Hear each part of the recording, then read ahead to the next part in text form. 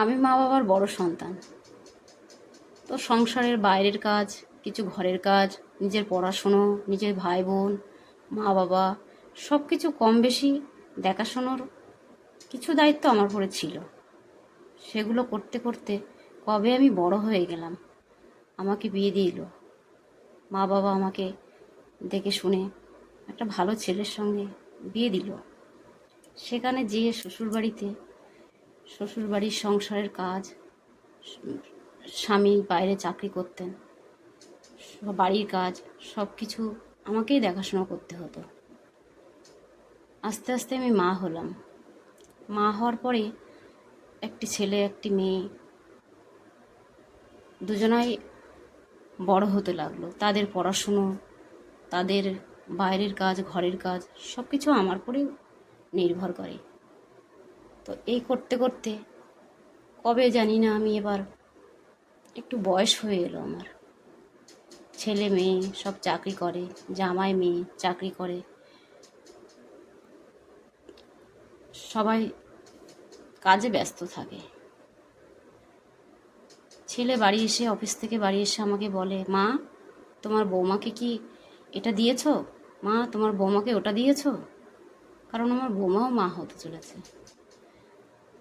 মা এটা দিয়েছো, ওটা দিয়েছো? সব কিছুই ছেলে বাড়ি এসে, অফিস থেকে এসে আমার কাছে জিজ্ঞাসা করে। আমি বললাম, হ্যাঁ বাবা, সব কিছুই দিয়েছি, যা যা বৌমার দরকার আমি সব কিছুই দিই। মেয়ে এসে, মা আমার মেয়েটাকে কি এটা খাইয়েছো? মা মেয়েকে স্কুল থেকে কখন আনতে গেছিলে? মা মেয়ে টিফিন সবটা খেয়েছে? আমি বললাম, হ্যাঁ মা, তোর মেয়ে সব কিছুই খেয়েছে। সব দিকেই আমি টুকটাক মোটামুটি খেয়াল রাখি। রাখার পর কখনো যেন আমার মনে হয়, কি জানি আমি এত ক্লান্ত হয়ে আসছি কেন, এত দুর্বল হয়ে যাচ্ছি কেন? আমার কি বয়স হয়ে আসছে? তারপর আবার ভাবি যে না, বয়স হলে তো হবে না, বয়স হলেও আমার সব কিছু করতে হবে, কারণ ছেলে মেয়েগুলো তো আমার। একদিন আমার মামাতো বোন আসে আমার বাড়িতে।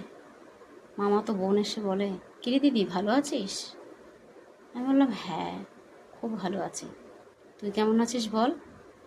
আমার বোন বলল, আমিও ভালো আছি দিদি। তবে আমার বোন আমাকে দেখছে, বলছে, দিদি একটা কথা বলবো? আমি বললাম, হ্যাঁ বল। দিদি তোর না এবার একটু বয়স হয়ে এসেছে।